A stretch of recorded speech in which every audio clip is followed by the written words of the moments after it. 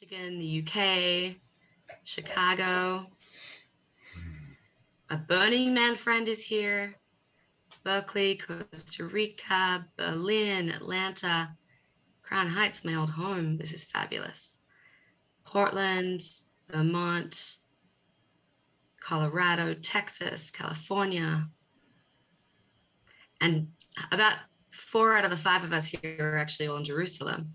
Hudson Valley, we have some Jerusalem visitors as well. Amazing. Really good to have everyone here. I know there's a lot of us. All of you beautiful people joining. Wow. Chile, Mexico. Welcome, welcome, welcome. So whether it's morning or evening or night, I'm inviting you all to come with us, not only to talk about one of those burning Jewish questions, but to come on a little journey with us.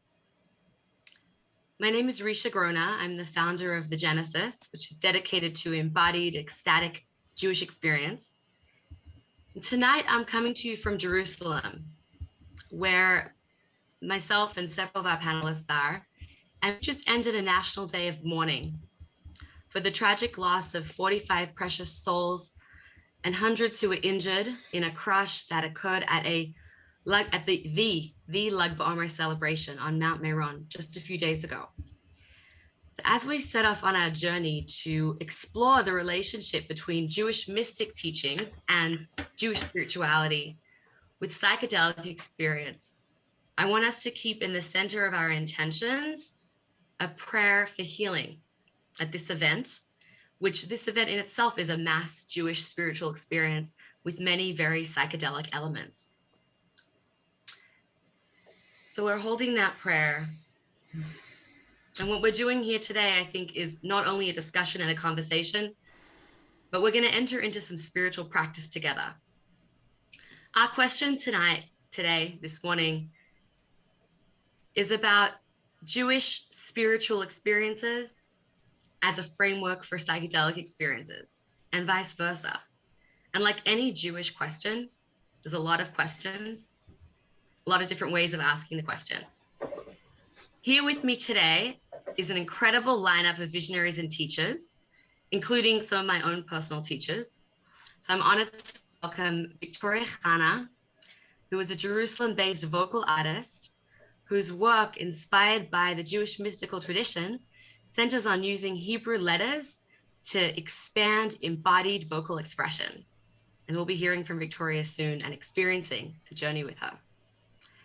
Rabbi Dr. Mimi Feigelson is the first female Orthodox rabbi ordained post-Holocaust. You can all clap for that. She's a spiritual leader and a teacher for rabbinical students in Jerusalem and a personal teacher of mine. So thank you for being here. And Rabbi Ami Silva is a rabbi, clinical social worker, also based in Jerusalem, training in psychedelic-based therapy and using the inner teachings of Torah to help us reimagine prayer and practice, which he'll be sharing with us tonight. And as we say, Acharon Acharon Chaviv, the last is beloved. Dr. Rick Strassman is a clinical associate professor of psychiatry at the University of New Mexico School of Medicine. And he is that guy you've probably all read about who performed the first new American human research with psychedelics in a generation in the early 90s, focusing on DMT. He is the author of DMT, the spirit molecule, and DMT, the soul of prophecy, examining relationships between psychedelic states and prophecy in the Hebrew Bible. So it's a pretty stacked lineup. We have a lot to hear. And the question that we're here to think about tonight, like I said, Jewish mysticism or Jewish spirituality, more broadly speaking, can be a framework for psychedelic experience, can really, I think, be phrased into 2 questions, which is, how can Jewish spiritual practice create a psychedelic experience of its own? And the flip side to the question, in Talmudic fashion, is how can a Jewish spiritual practice frame and ground and integrate a psychedelic experience? So I'm going to invite us to experience that. So I'm inviting you to set up your space. Like we know in the psychedelic world, it's about set and setting. So light a candle if you have one available. Find a comfortable place to sit. Really get yourself ready to join us. And I'm going to invite Victoria to take us on our first opening prayer and psychedelic experience for tonight. So I'm going to open with a quote from Rabbi Avraham Abulafia, who lived in the 13th century in Spain and devoted all of his life for the mouth as a tool of creation. The beginning of everything, התחלת כל דבר. The beginning of everything, התחלת כל דבר. מן החומר השחור, from the black substance. חומר, substance, שחור, black. The beginning of everything is from the black substance that resembles the substance of ink. דיו. התחלת כל דבר מן החומר השחור הדומה לחומר הדיו. The beginning of everything is from the black substance that resembles the substance of ink and from the white substance that resembles the painted blood, the semen, the painted blood, the semen from the white substance. ומן החומר הלבן הדומה לדם הצבוע במהות שכבת הזרע. The essence of semen in all of its elements resembles the ink itself, for it is written with its non-hard quill and imprinted in the walls of the mother's womb. Woman. Every body and each B-O-D-Y is a letter, is a sign. Thus all the worlds, all the years, all the souls are full of letters, full of letters, full of letters, full of letters, full of letters. And this is your sign when you explore these holy letters with truth and faith and you combine them. The head with the end, and the end with the head, and the head with the middle, and the middle with the head, with the end, with the head, with the middle, according to this roll all your letters, roll all your letters, backwards and forwards in many, many, many melodies. יגלגל כל אותיותיו פנים ואחור, פנים ואחור, בניגונים רבים. Aleph, with them all. And them all with Aleph. Bet, with them all. And them all with bet. Gimel, G. With them all, with them all, with them all, with them all. And them all with G, Gimel, Dalet, with them all, and them all with Dalet. Hey, with them all, and them all with Hey. Aleph, Bet, Gimel, Dalet, Hey, Vav, Zayin, Hey, Tet, Yud, Kaf, Lamed, Lamed, Mem, Nun, Samach, Ain, Pe, Tzadik, Kuf, Resh, Taf. We will start with the Mem. The Mem, according to the book of creation, it's a very ancient Kabbalah book, is located in the belly, in the lower place of the body, and in the earth. Adam in Hebrew is earth. I want to invite you to inhale from your nostrils. When we are going to exhale, we are going to bring a little sound in our lips.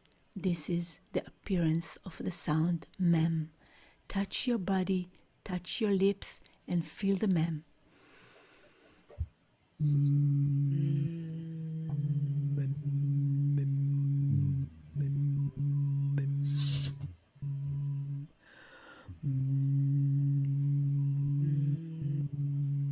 Please, I want to hear you, panelist.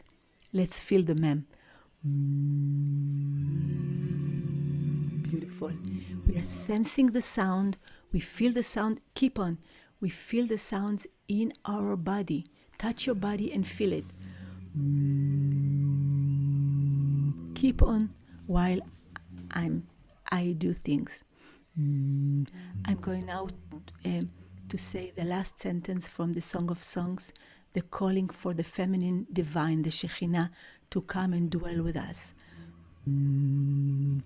Hayoshevet baganim, you who dwells in the gardens. Haverim makshivim lekolech hashmi'ini, you who dwells in the gardens. Friends, listen to your voice. Let me hear it. Hayoshevet baganim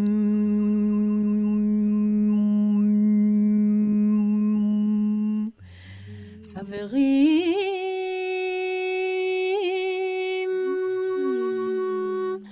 makshivim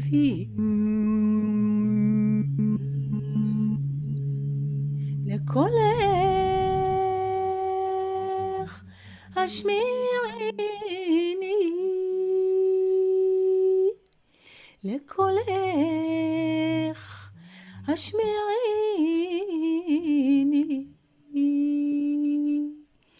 hayoshevet baganim. This is an invitation to feel the feminine divine in our body.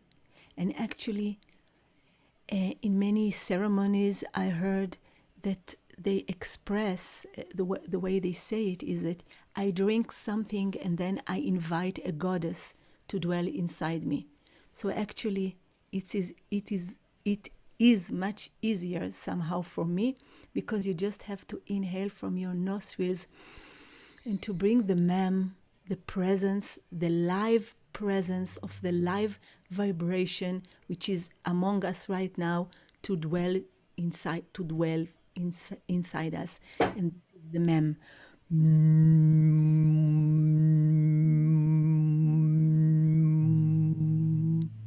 Now another letter from the book of that the book of creation is expressing in a very beautiful way. It's the letter that has only air sound, no voice vibration, and this is the shin. Just listen.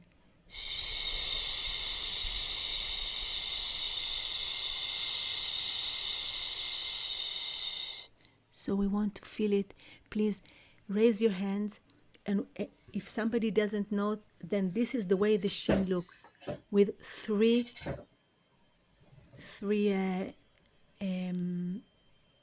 connections that goes up. Please feel it in the head. It connects in the book of creation to the head and to the sky. What we want is to try to understand that sound is a being, is a presence. It's not just an illustration of something that will help us to create a meaning. It's a being. Sound is a vibration in the body.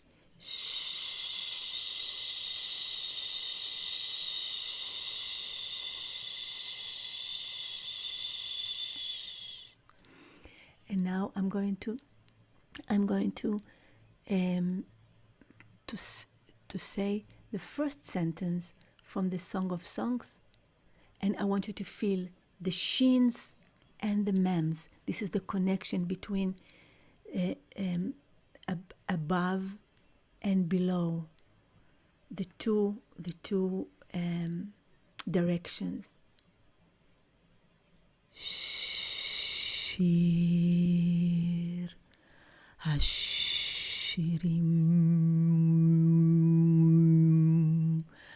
אשר לשלומו ישקני מנשיקות פיהו.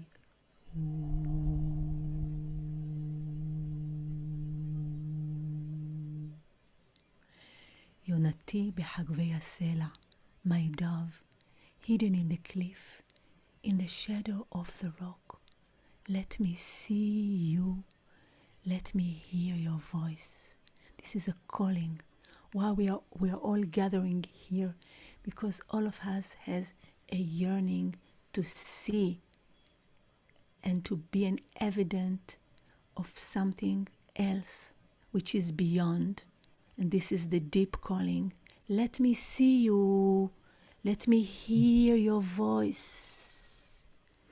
יונתי בחגבי הסלע, בסתר המדרגה, הראיני את מראייך, השמיעיני את קולך. יונתי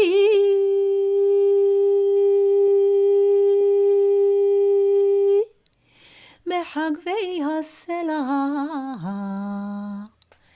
בסתר המדרגה, הראיני את מראייך, השמיעיני את קולך, כי קולך ערב ומראך נווה.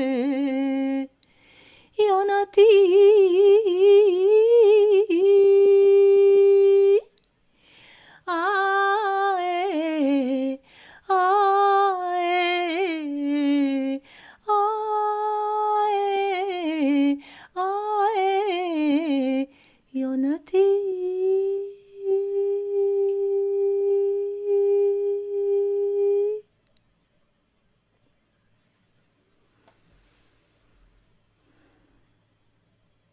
Thank you.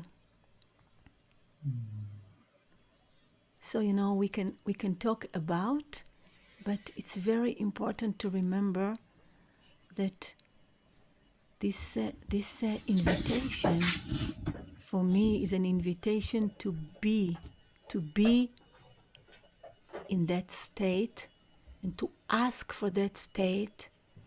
And that state has so many gates that we can ask to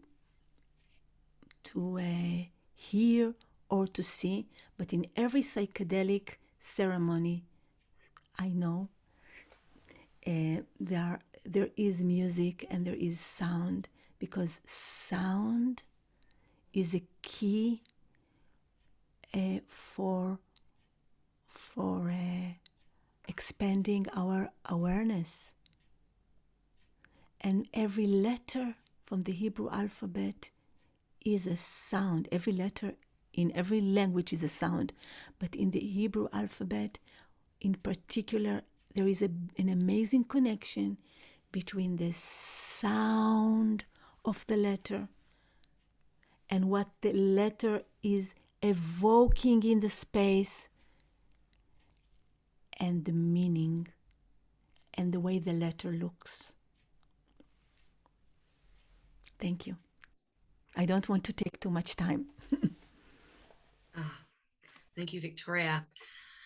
I know we could do this all day. We could do this for a whole workshop, and such a beautiful way to open us up into an actual Jewish, mystical, spiritual, psychedelic practice. And I want to invite Reb Mimi to just tag team right here, touch that baton and take us next.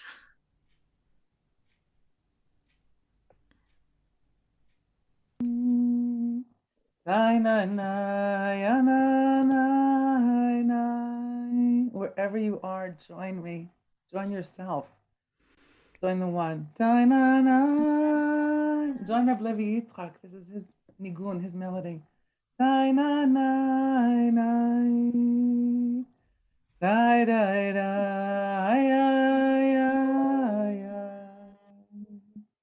Yana.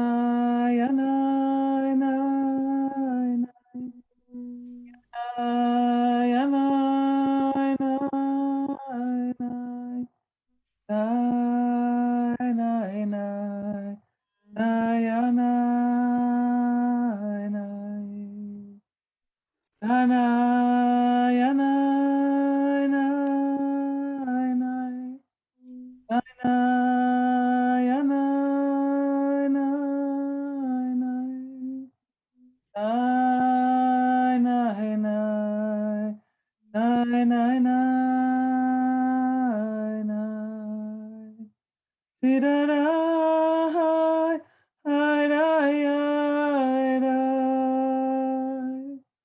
Dinanai, nai, nai. Idai, idai, idai. Tidadai, idai, idai. Dai, dai, dai. Tidai, idai, idai.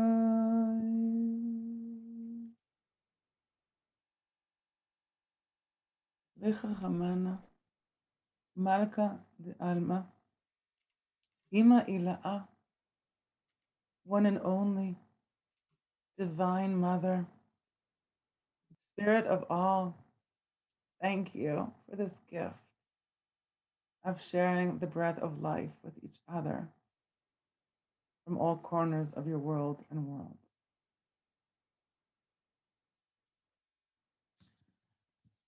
I sit between the black letters and the white spaces. That's where I live. This is what it looks like. I want to translate what we sang a moment ago. This is what it looks like. This is one of my closest friends, the Chernobyl Rebbe, looks like. This is what he sounds like. Take a look, because the soul never forgets what the eye sees. Take a look. The soul never forgets what the eye sees. And I live in a life of translation. Black letters were taught, the rabbis teach us that the Torah was given at Sinai. Black fire and white fire. Sometimes I think it's white fire and black fire. It depends on what direction you're looking at. And we live in a world of translation, of light and vessels. How do we bring life into our vessels? And how do we create vessels to hold and contain our light in a way that we can then hand it over one to another and share it with each other? I was blessed to sit with teachers that have taught me, Madame Colette Abokil Muscat of blessed memory here in Yerushalayim, generations of Algerian mystics, who taught me how to close my eyes for 30 seconds. And close your eyes for 30 seconds. Close your eyes. Let go of the limitations of our eyes and our mind. Allow ourselves to connect. Madame Colette would teach us that spirit is a state of being. It's not an activity, and it's not an action. And we're invited for moments, for split moments, to the other side, and then we come back into this world. And I want to mention my Ima, who needs so much help. And she would always say, how do you know what reality is? And how do you know what your dream life is? And I'd say when there's continuity among the chapters, that's what people call reality. I don't know what that is really. And when there are different stories that begin and end at different places, that's what people call dream, but I call reality in so many ways. I want to offer us to do what I just did. To take a deep breath. Allow yourself to feel your breath, because now for this past year and a half, I've been sitting so much with my breath in so many different ways, my song and my breath. And you know, our song, our nigun, our music is our breath. It's the white spaces between the black letters. A nigun is the child that we birth into the world from our breath. And when we sing, we birth our soul into the world. We birth our soul, the soul that we choose to share with each other, we birth and bring into the world. When I was in 10th grade, my principal, Mr. Jeremy Pfeffer, God bless him wherever he is, said something that at the time I thought was the most disgusting thing a person could say to me. Little did I know that he was planting in my heart a lesson forever. We're sitting at lunch at a kibbutz up north. I grew up in Rehovot. And as a scientist, he said to me, do you realize that the air that I just exhaled, you inhaled? Can you imagine? I was such an orthodox, frum, very modest 16-year-old, and to hear that her male principal just exhaled air from his body into my body. I held my breath. I thought I would never breathe again in my life. And now, only to breathe. But who and what are we breathing right now? Who, what, where, how are we breathing right now? Again, I'm going to ask you for a moment to close your eyes and to take a breath. And another one, and you can invite it to wherever it is in your body you want to invite it. And see who's waiting for you. And when you find that which is waiting for you, I invite you to take another breath and ask and experience and feel and see, who are you breathing with?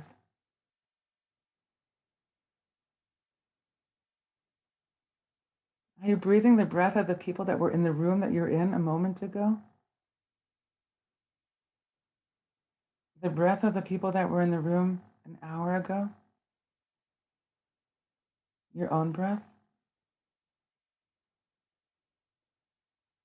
Are you breathing right now the breath of all the people in the house that you're in, the apartment that you're in? Are you breathing the exhale of everyone in your town, in your city right now? Is your inhale their exhale? How much further? How much further back are you going to go? The moment before creation, God inhaled, and then God exhaled, and exhaled the world into creation. Exhaled each and every one of us into creation. Exhaled every breath we will ever take into creation. And then invite us as we breathe to ask ourselves, how far back in our breath do we want to go? A week ago, a year ago, a lifetime ago, lifetimes ago. To our forefathers and foremothers, to our ancestors, to the mammals, how far back? In every breath, I invite us to breathe all of breath and be one in God's breath. And for me, that is the ultimate and most divine psychedelic experience I can offer myself in any given moment, to be one with the divine with one breath, and to be one with all of us together with each and every breath.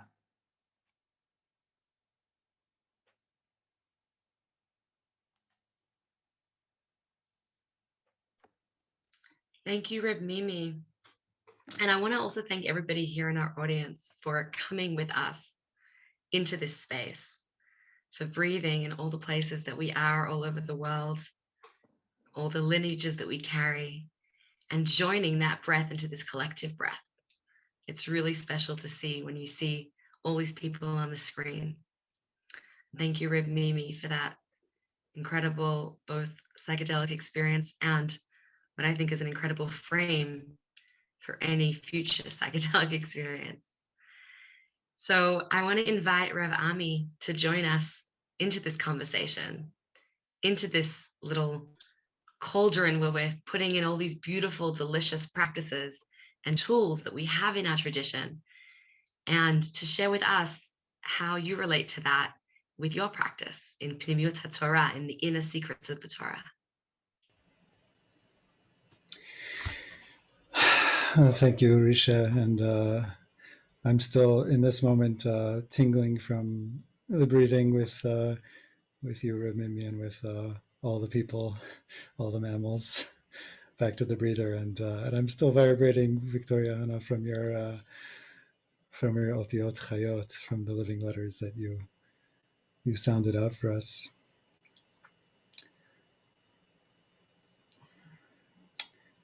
You know, Rishe used the term Pnimiut HaTorah, and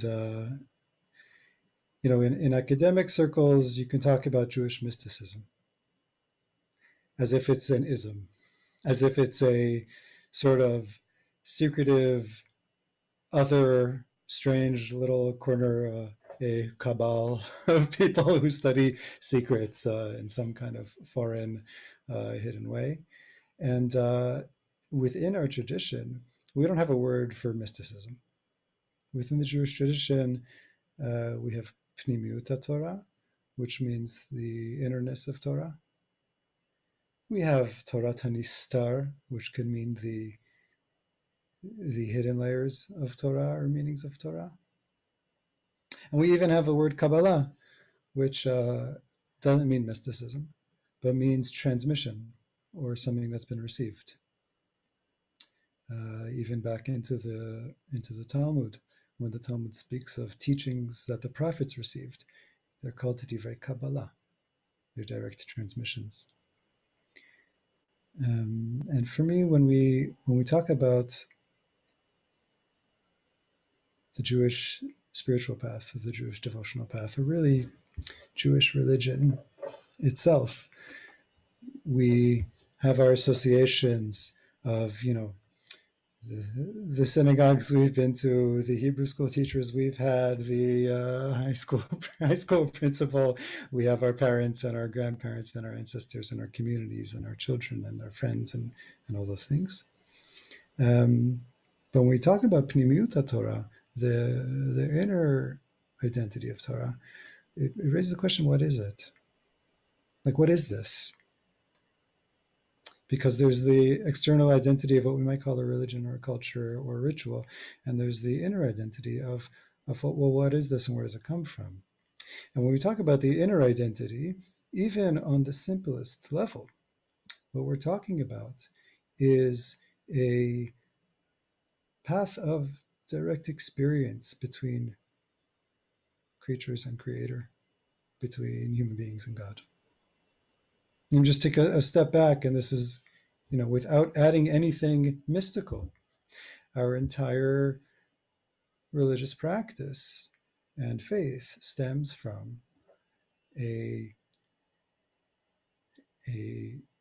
narrative, a collective memory in which every single member of a nation had direct prophetic revelatory experience of God.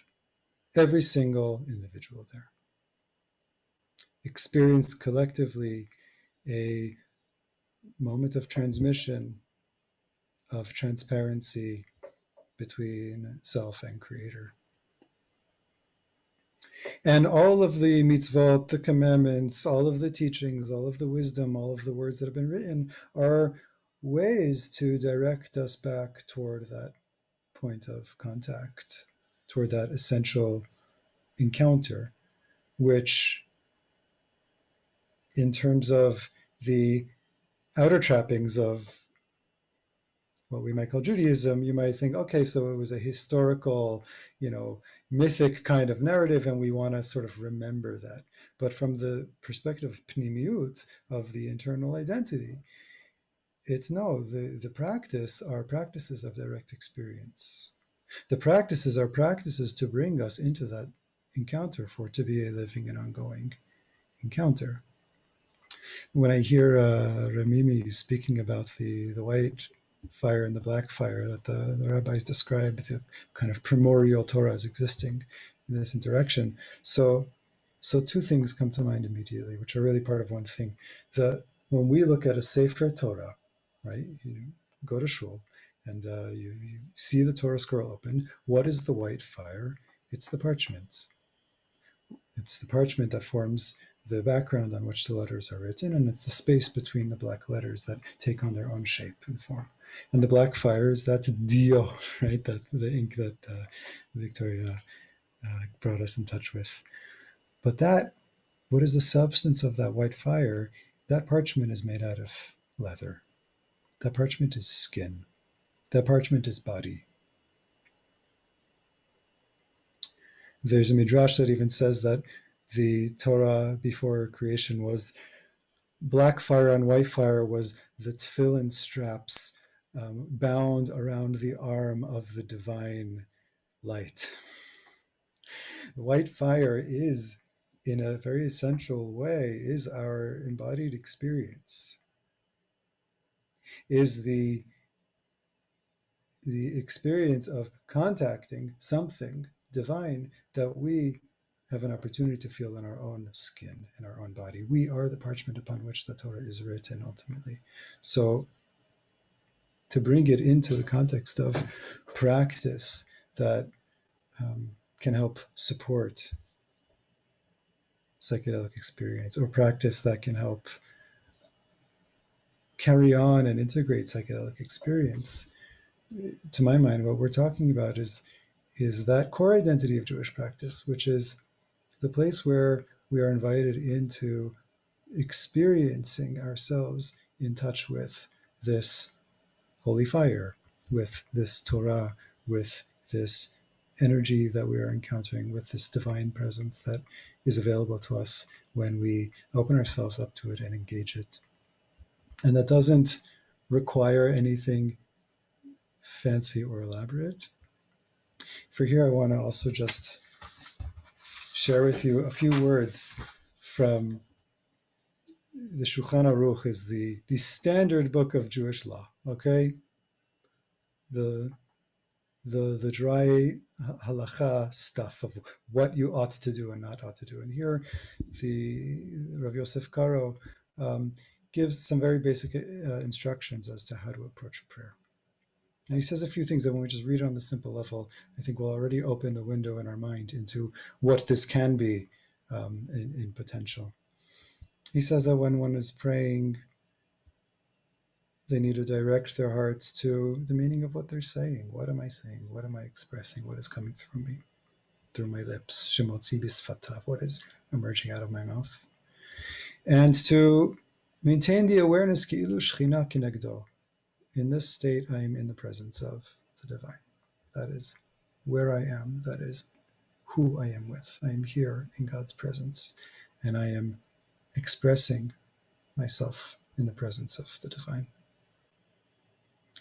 And in this way, he says to remove and let ourselves kind of be free from all other distracting thoughts that might get in the way of that very direct state of being and communicating. That I'm standing, he says, before the Holy Blessed One, Shu Choker Kol HaMachshavot, who penetrates all awareness. Right? My mind is not hidden here either. My whole being and awareness is in full transparency in this moment that I stand and that I sit and that I pray. And he says this was the practice of Hasidim ve'anshe ma'aseh, of the devotees and practitioners, shehayu mitbodedim, who would meditate, umichavnim betfilatam, and engage themselves in intentional prayer, ad shehayu megi'im lihitpashtut hagashmiyut, till they would reach a point of uncovering, undressing, literally the unclothing of materiality. Ulehitgabrut koch hasikli, and to the overwhelming power of awareness, ad shu megi'im karov l'ma'alat nevuah, that they would reach close to arriving at a state of prophecy. I'm reading this to you just to let you know that this is the standard. This is in the standard books of prayer. This is in the what is prayer? Again, what is the inner identity of prayer? This is the inner identity of prayer. It is on the continuum of a prophetic interaction with the source of all, between an individual just like us and the Creator from whom we are hewn and in whose light we live and with whom we can communicate. That's the invitation to prayer. And we know what the outer trappings of prayer look like. But when we're speaking here as far as a way of practice that is both accessible to us and that can help support the kind of deep experiences that we know of in other realms, it's here written just a little more deeply beneath the text. And it's here inviting us in our skin.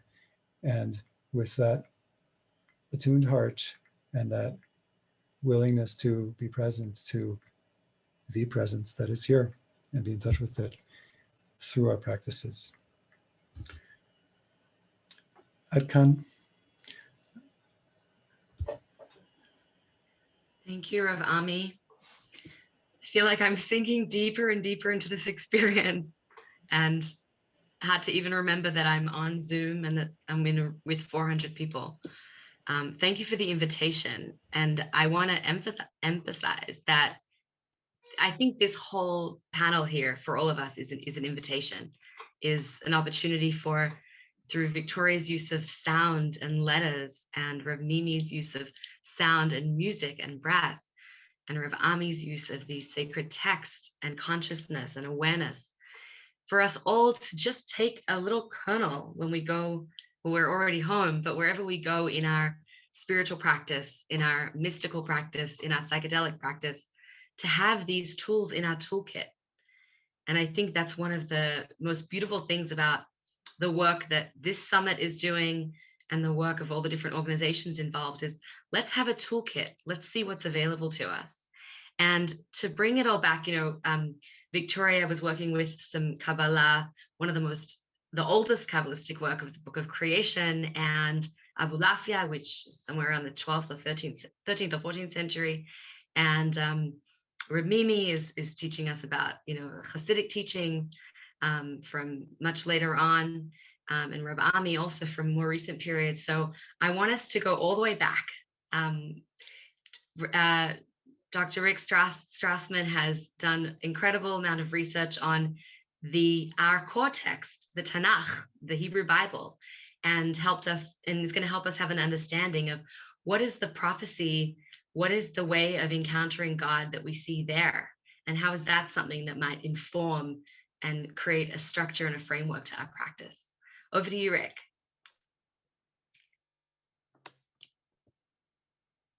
I think you're muted. Hold on. Okay, great. Yes, well, thanks. Thanks very much, everyone. It's a pleasure to be here. Well, so my approach will be rather different. It'll be intellectual. It won't be intuitive. It won't be emotional. It won't be perceptual. It'll be cognitive primarily.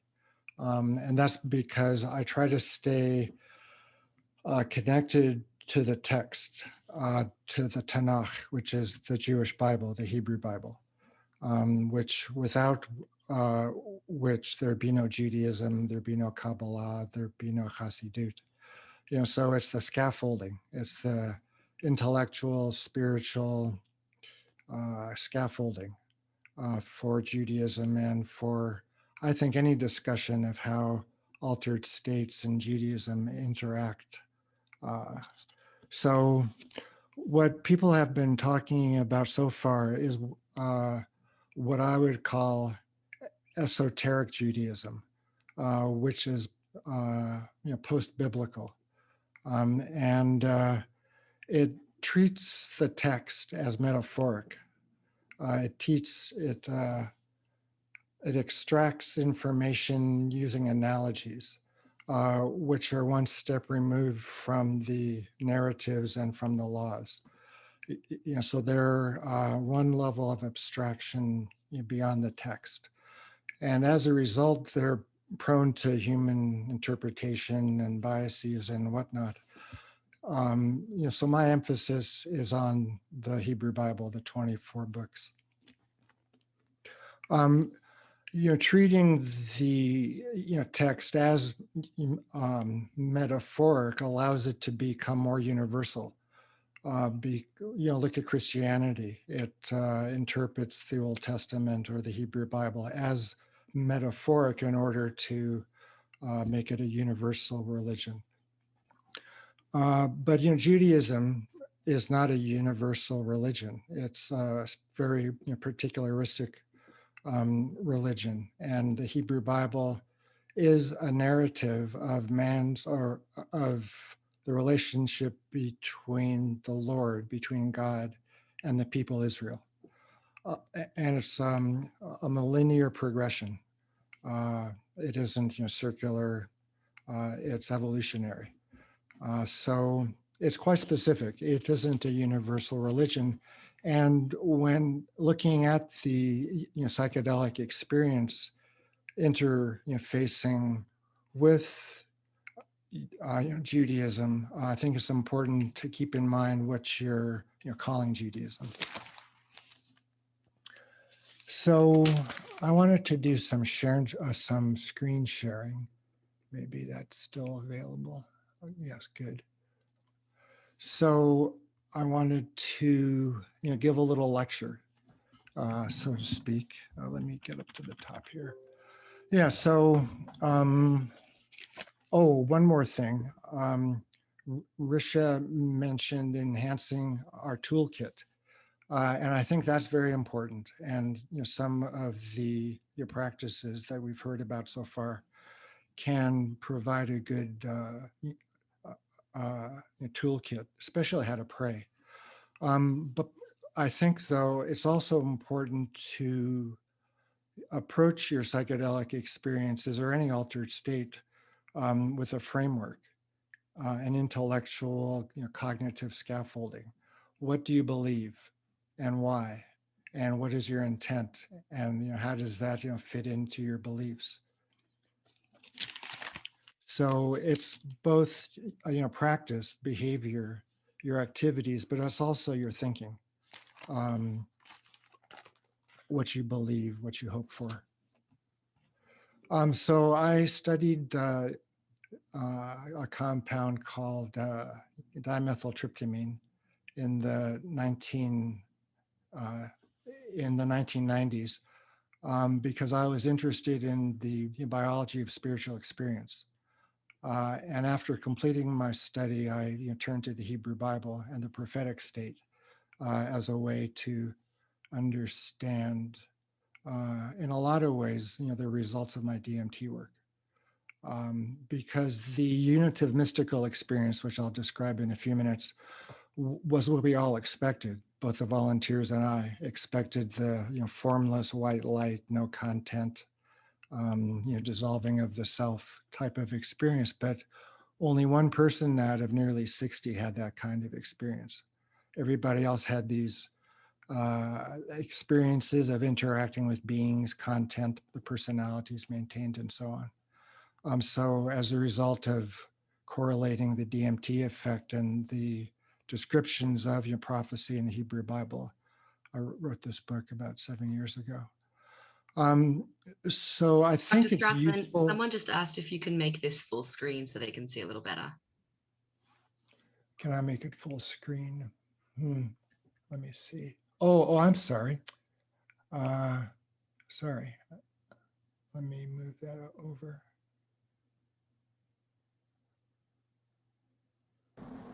Maybe in presentation mode at the bottom right. Yeah, that's right. Good. I'll do that. Presentation mode, bottom right. Reading mode, slideshow. Oh, is that better? Thank you. Perfect. Okay, good. Yeah. So it's always useful to have your definitions worked out. And, being a physician scientist, I like precision in my definitions. And so one of the important differentiations to make is between different kinds of spiritual experiences. They could be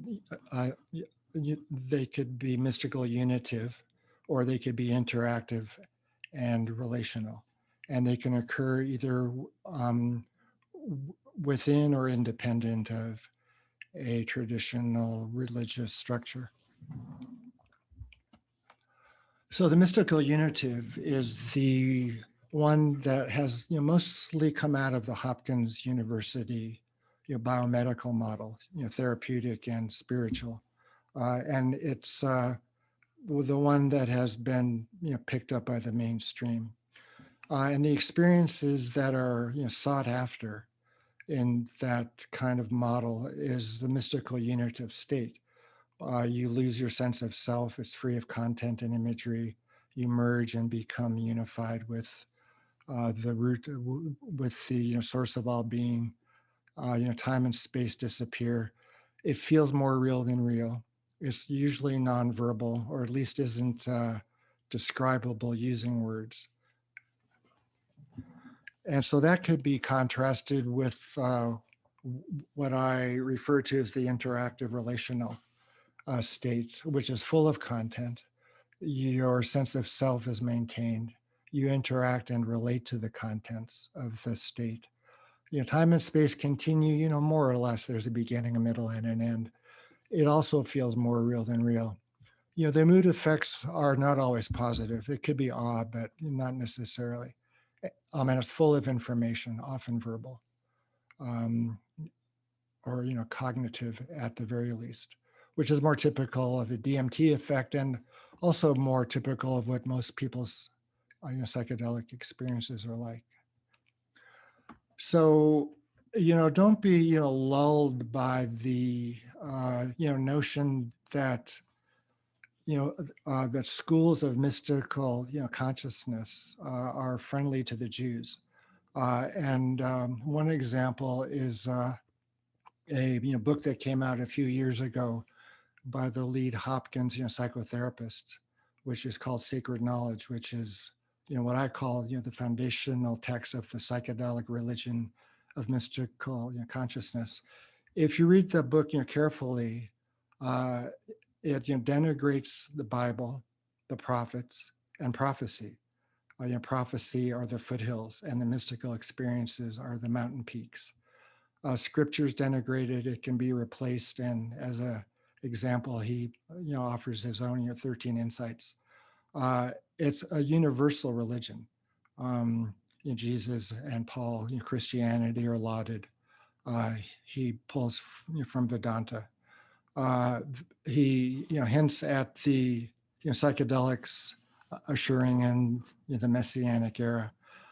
He describes a couple of his most problematic patients, including that they're Jewish in his descriptions. So as opposed to the Bible, which I believe is a good book used for bad sometimes, this is an example of a bad book used for good, because clearly it's a helpful model, but still it's a troubling model. So as an example of an interactive religious spiritual state, this is the first chapter of Ezekiel. Stormy wind, great cloud with flashing something and a brilliance surrounding it. From its midst, a semblance of living beings, their appearance like coals, burning like torches, brilliance, outpouring fires, the sound of their wings like great waters, like a company. Ezekiel falls upon his face, and a voice begins speaking to him. So if that's not DMT-like, I don't know what is. Okay, so let me stop screen sharing. So I don't want to take up too much time, but what is prophecy? Is any spiritual experience described occurring in any figure in the Hebrew Bible? So it could be Moses, Abraham. It could be David, inspired to compose and sing. It's any encounter with spiritual things, with either God or with angels, unusual inspiration and courage, out-of-body experiences, any spiritual state, dreams that come true, those kinds of things. It isn't predicting or foretelling. That's more of an artifact of the Greek translation of the word for prophet into diviner. But that's because of the Greek's emphasis on divination. So prophecy, it can involve prediction, but it isn't necessary. So I chose prophecy because it explained the data better of my DMT study. I was looking for a better model. It was not a unitive mystical state. It was an interactive relational state. And in the West, the paradigmatic interactive relational spiritual experience is the prophetic one. Humans speaking with the divine speaking with them. So I compared the two states, the DMT and the prophetic state. And phenomenologically, they're really quite, comparable, as you can tell, from that excerpt of Ezekiel's vision. But the content was extremely different. In the case of, the DMT effect, it's psychological, personal. It isn't like an enduring, message which has influenced, the world for the last 2,500 years. So what is the message of the Hebrew Bible? And, this is the message, I think, of Judaism. Like, it's important to alter your consciousness, but it isn't only in order to alter your consciousness. You want to alter your consciousness in order to become a better person, to orient your beliefs towards truth and to act in a more peaceful or, peace-inducing manner. So it isn't only to trip, it's to trip, for a reason. Why are you doing this? When it comes to the Hebrew Bible, what you're attempting to do is to serve, love, and fear the one God. There's only one God. And, that's the, basic belief of Tanakh. And the golden rule is the, fundamental axiom, for interacting, with the outside world. Love your fellow as yourself. So if you think about the Bible as the product of prophetic experience, which shares features with the psychedelic experience, then a number of interesting interactions begin to make themselves known or appear. If the text is derived via and is accounts of your prophetic experience, then you are able to resonate with the psychedelic state by studying the text. You could enter into a as it were, light state of prophecy, which then shares features with the psychedelic experience. Well, and in this case, it's an example of the text causing an effect. On the other hand, you can trip and then study and understand the text better because of your being in a state which resembles in some fashion the prophetic experience from which the text emerges. So that's working with the text in opposing manners, or at least complementary manners. The text stimulates the state, and if you're in the state, you can resonate more with the text, understand it better. Amen. Thank you so much, Rick. I know there's so much more to share, and I want to invite everyone to go on YouTube and look for Dr. Rick Strassman, and you'll get so many fascinating interviews and discussions. And I feel like we've just added another tool to our toolkit, which is the study of the text. Like Rick said, when you study the text, it gives you a frame to go into your experience. And when you have your experience, you can read the text and anchor yourself in there. And I think it's so incredible when we're in a time where, as a Jewish nation, we're coming from a strong text background, and we're re-remembering our ancient embodied background. And this is really a beautiful place for us to be navigating that and discussing that. So we have about 15 minutes left, and I'd like to give time for us to close properly. So I'm going to just address some of the questions that have come up. We see here a really beautiful question about set and setting. And I think, we've been talking all about these different Jewish mystical practices as creating a set and setting. So how would that experience of set and setting in general, as we know, how much does that external world affect our internal experiences? I'm curious maybe if Ami or Rick want to take this one. Well, the setting also includes your study and your background. So if you want a more spiritual experience, you want to be a more spiritual, person in your everyday life.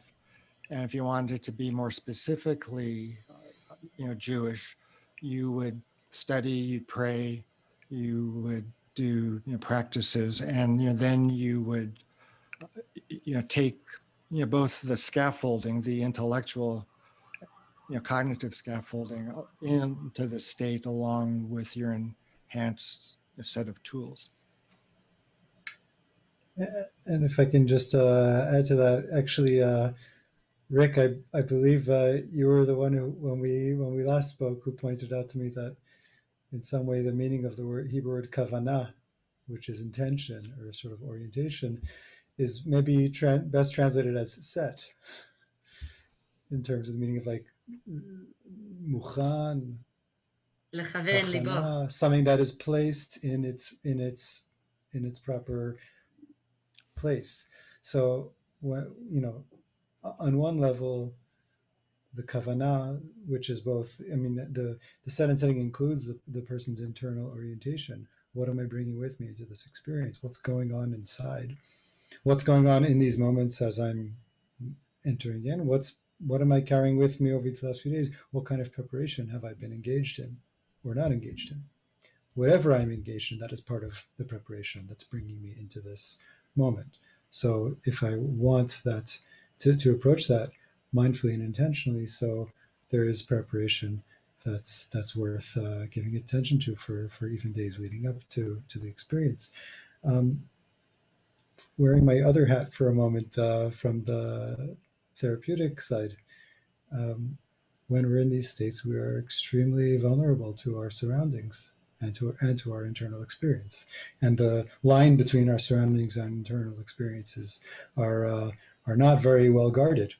So we're very susceptible and very vulnerable and very deeply affected and impacted by what is happening around us. So as far as the question goes, having whatever kind of environment we're in is going to deeply impact our experience. To specifically say how and what ways, I can't say. The experience includes so much more than these particulars, but that's definitely something to be mindful and intentional about, as far as creating and ensuring that either the people you're with or the environment you're in are going to be conducive to you being able to go through this in a nourishing and safe way. Your set also includes your body too, so you might want to keep kosher for a month, in preparation. Yeah. It's interesting how a lot of the practices, I've spoken about this when I teach about Sinai and how that could be a psychedelic experience, how so many of the things that we're instructed to do are the things that you're told to do before a psychedelic experience. Like, be careful what you eat, wash your clothes, clean your room. 3 days of preparation before Sinai. Absolutely. No sex. Brings me to, there was a question here about Mount Sinai, but I want to move to a more broad question about prophecy. I want Reb Mimi to answer this for us. Someone's asking if it's possible to experience prophecy nowadays, and maybe how there are frameworks for prophecy in today's world.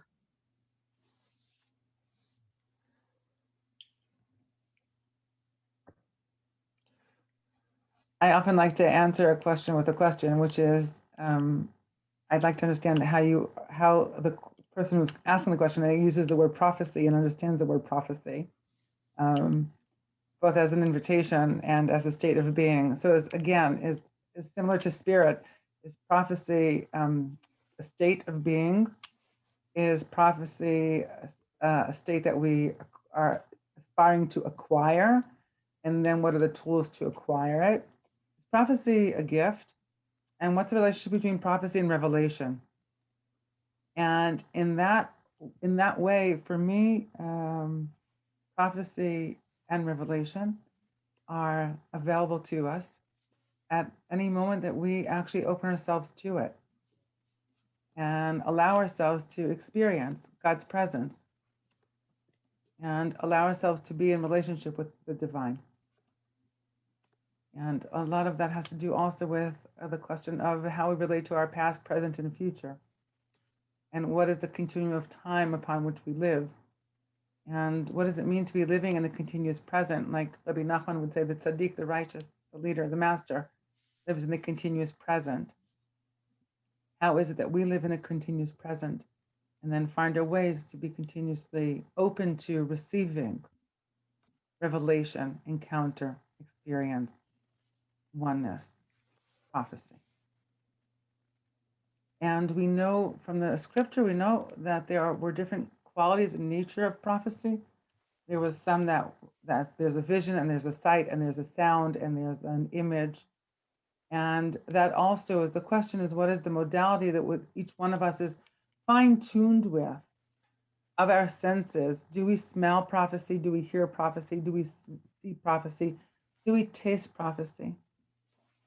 Do we feel held or embraced by prophecy?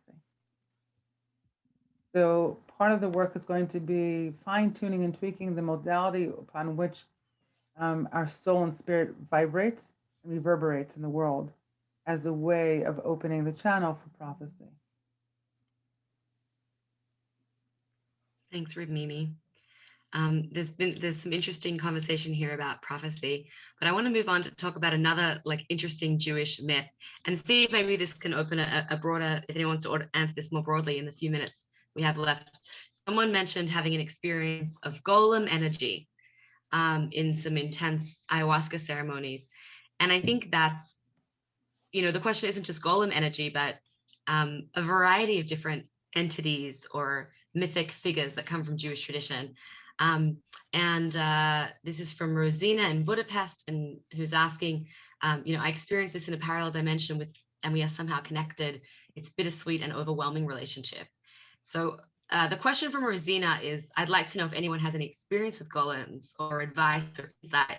But the broader question that I want to ask is to all our panelists is whether when encountering, entities, beings, mythical creatures that resonate, that have some kind of origin in Jewish tradition, what are the ways that we can grapple with that, negotiate with that, and why is it important to do that?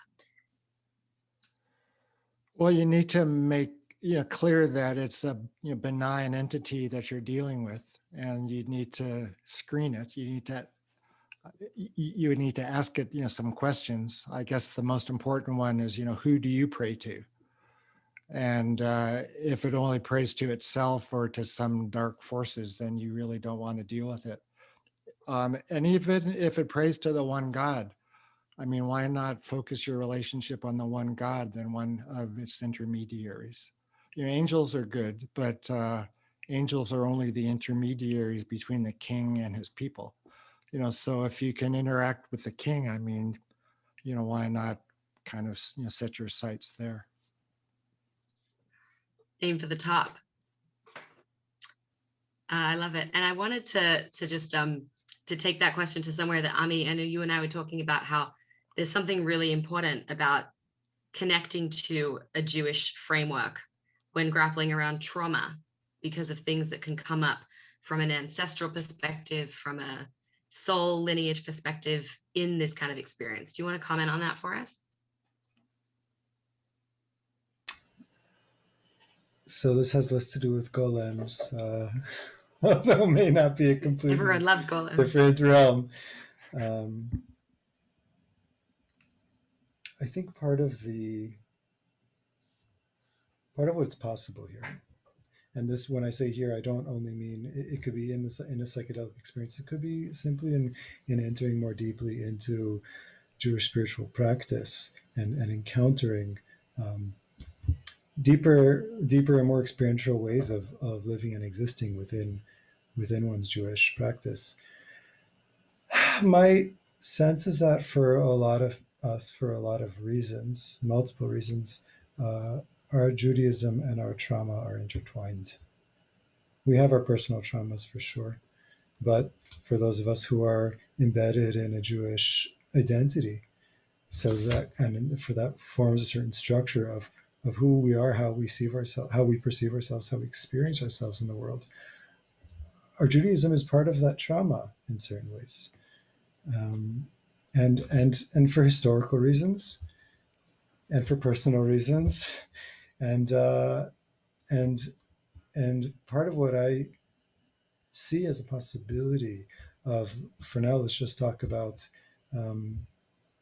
engaging in Jewish text and practice with a deeper and broader perspective, with one that engages, whether it's the mystical teachings, whether it's one that engages in direct experience and relating with the divine, whether it's one that sees the prophetic encounter as something and takes it as something real and true as part of our reality. What all of this offers is, really, like, we're given a Jewish heritage, but this is where these teachings are, where the Jewish cosmology lives, where true Jewish theology lives. To the questions of the nature of the universe and our being here, of a place for myself within this wild and confusing reality, and how God and I exist in this.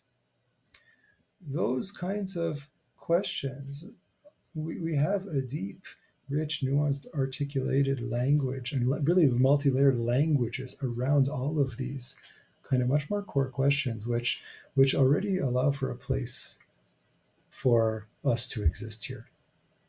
And so, like, the Judaism we're given as just the thing you have to do because somehow we didn't die in previous generations, right? That's not enough to offer us a path where we can feel possibility for healing, where we can even feel possibility of living and existing in this world in the fullness of who we are. So that's kind of addressing it both in terms of how we relate to Judaism and decouple it from its trauma, and how we can bring some of that perspective to the psychedelic experiences, which can bring up some of those deeper pained experiences from our own past or from our ancestral lineage as well. Amen. Thank you, Ami. There's so much more to say, and I feel like we could definitely do like a week-long retreat of all of these practices and experiences. I want to invite us as we close for Reb Mimi to lead us in a closing prayer, and Victoria to take us back on our journey so that we can leave where we came with the sounds and the voice.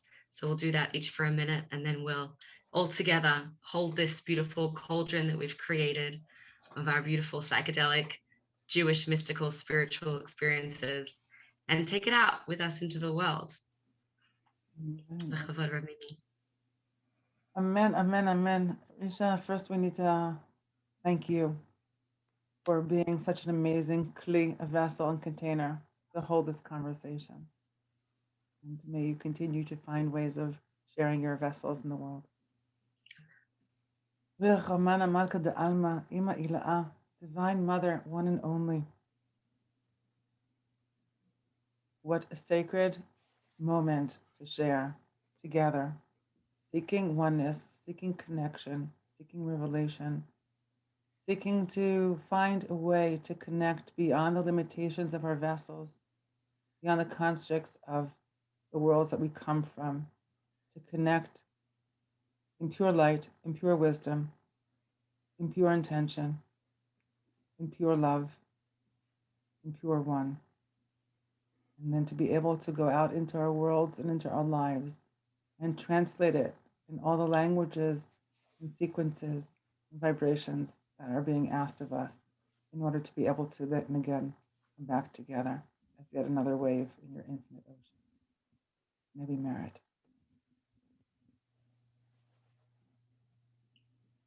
Amen.